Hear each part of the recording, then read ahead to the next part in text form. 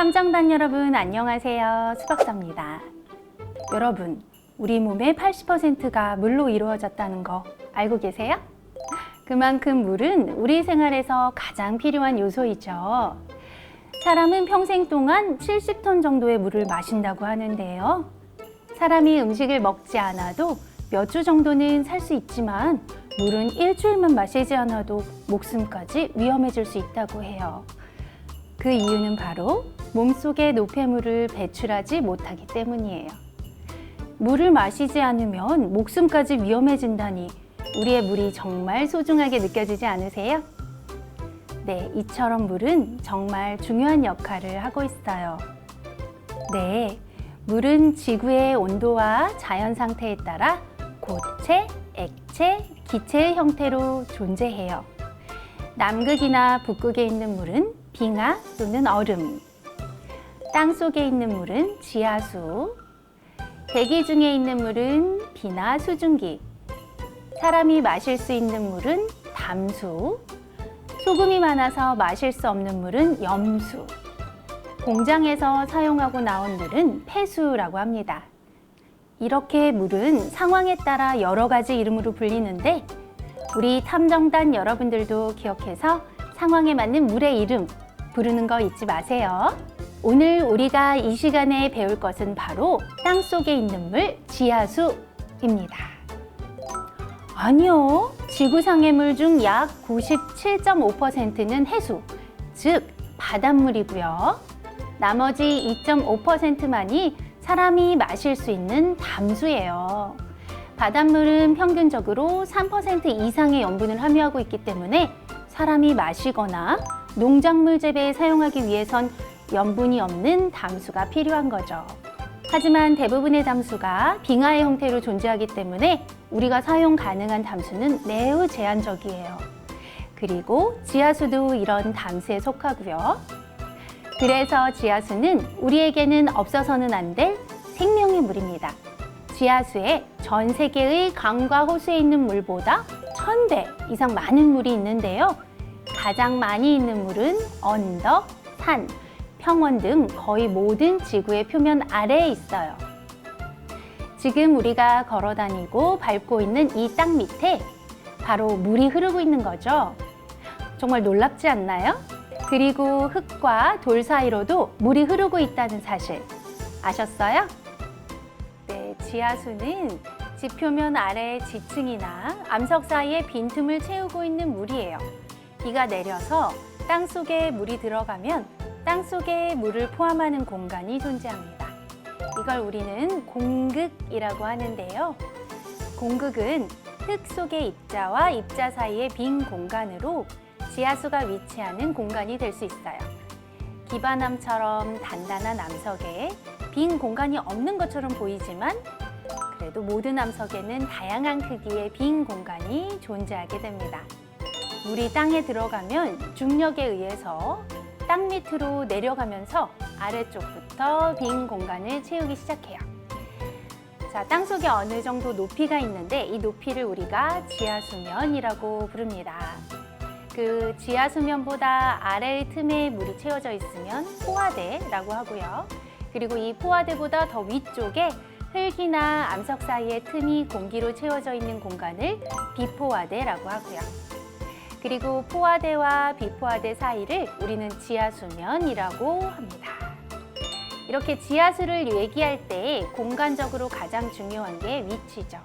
즉 지하수는 땅 속에 존재하는 토양이나 안반의 빈 공간을 채우고 있는 물이고요. 그리고 그 양은 아주 많다. 이렇게 이해하시면 될 것 같아요. 지구에 있는 물은 절대 한 곳에 머물러 있질 않아요. 여러분처럼 수증기나 얼음으로 변해서 하늘과 땅 그리고 바다를 끊임없이 순환합니다. 고도가 높은 곳에서 수증기는 주변에 있는 차가운 공기와 만나 물방울이나 얼음이 되는데 이것이 구름을 형성해요. 그 다음 바람을 타고 이동하다가 물방울들이 서로 부딪혀서 커지고 무거워져서 우리가 볼 수 있는 비나 눈으로 내리게 되죠. 비가 내리면 그 빗물은 대부분 바다로 돌아가요. 그리고 그중 일부는 땅을 적시고 지하로 스며들어 식물의 뿌리로 흡수되거나 지하수가 되는 거죠. 이렇게 물의 순환 과정을 아주 쉽게 나열해 보면 먼저 수증기가 구름이 되고 비나 눈이 되고 그리고 지하수가 된다. 이렇게 볼 수 있어요. 지금부터는 설명이 조금 어려울 수도 있는데요. 탐정단 여러분 잘 집중해 주세요. 먼저 지하수의 중요한 요소는 바로 중력입니다. 여러분 알다시피 중력은 지구가 물체를 끌어당기고 있는 힘이죠. 모든 것을 지구 중심 쪽으로 끌어당기고 있죠. 자, 이것 때문에 표면의 물이 아래에 있는 땅 쪽으로 스며들고요. 그리고 중력에 의해서 물이 땅 쪽으로 스며들고 오랫동안 동굴이나 석회석, 기반암을 통과하면서 지하수가 보관될 수 있는 거예요. 우리가 이렇게 걸어 다니고 있는 발 아래에도 지하수가 지금 흐르고 있다는 사실 기억하시죠? 지구 표면 아래의 암석을 우리가 기반암이라고 하는데요. 이 기반암은 사암, 화강암, 석회암 등의 다양한 종류의 암석으로 구성되어 있습니다. 이 기반암에는 지하수가 고일 수 있는 다양한 양의 빈 공간이 있는데요. 석회암 같은 일부 기반암은 물에 의해 용해돼서 물로 채워지는 큰 공간이 생기게 되죠. 그렇게 생긴 곳이 큰 동굴을 형성하기도 하고요. 그리고 그런 동굴 중에는 우리가 들어봤을 법한 석회동굴, 그리고 용암동굴 이런 것들이 있어요. 토양이나 암석을 구성하는 것은 바로 광물이죠. 이 광물이라는 것은 돌을 구성하는 물질이고요. 물과 만나면 녹게 됩니다. 지하에 존재하는 암석이나 토양에 존재하는 광물질이 물에 녹는 과정이 바로 미네랄이 함유된 물을 만들게 되죠.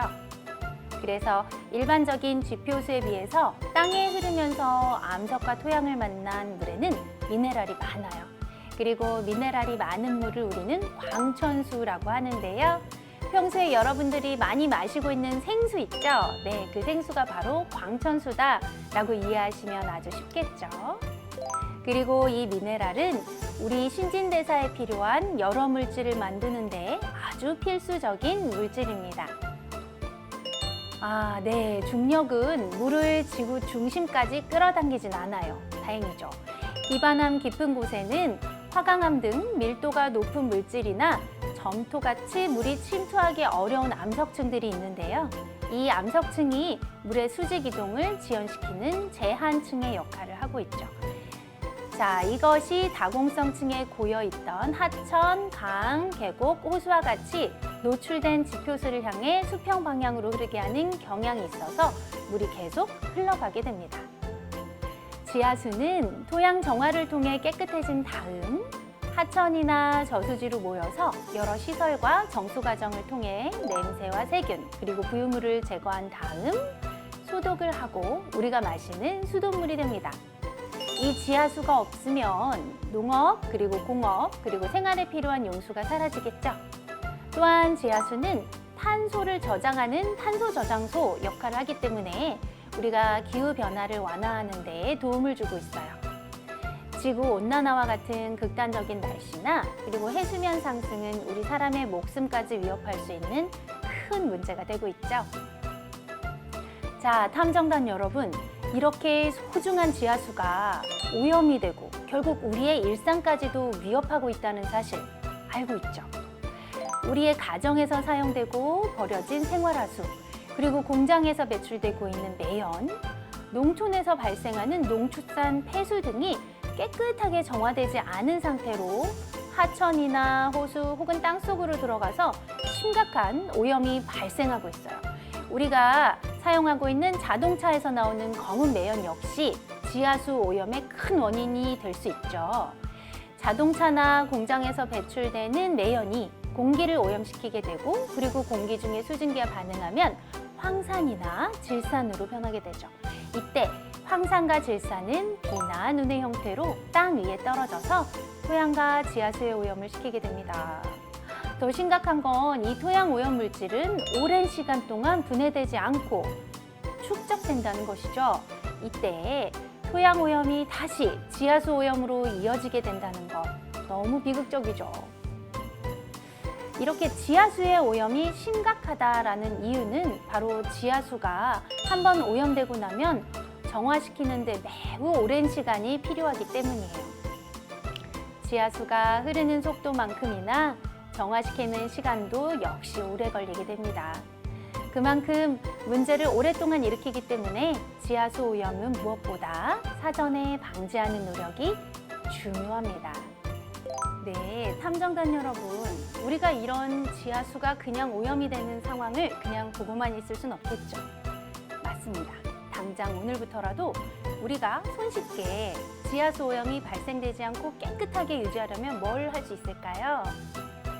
우리의 소중한 지하수, 이것을 지키기 위해 어린이 탐정단이 할 수 있는 일은 첫 번째, 양치컵 사용하기. 두 번째, 세제 사용 줄이고.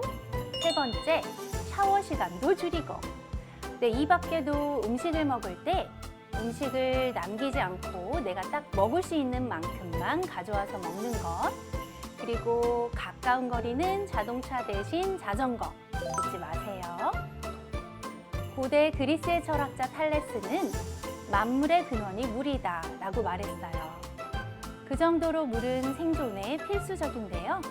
하지만 여러분, 물 부족 국가라는 말 많이 들어보셨죠? 네, 산업 발달, 인구 증가, 그리고 물 낭비 등으로 우리가 사용할 수 있는 물의 양이 점점 줄어들고 있어요. 그런데 그 물이 오염된다면 생각만 해도 너무 무섭지 않나요? 쌀은 밀이나 그리고 기름은 전기로 대체할 수 있는데 안타깝게도 물은 대체할 수 있는 것이 없거든요. 그래서 우리 모두 이런 물의 중요성에 대해서 알아야겠습니다. 토양과 지하수를 지키기 위해 노력할 시간이죠. 우리가 노력한다면 소중한 지하수를 오래오래 지킬 수 있습니다. 가족이나 주변 사람들에게 토양과 지하수의 소중함을 전파하는 것은 또 어떨까요? 그리고 친구들과 이야기를 나눠보는 것도 좋을 것 같아요. 우리 모두 토양과 지하수의 지킴이가 되어봐요. 약속!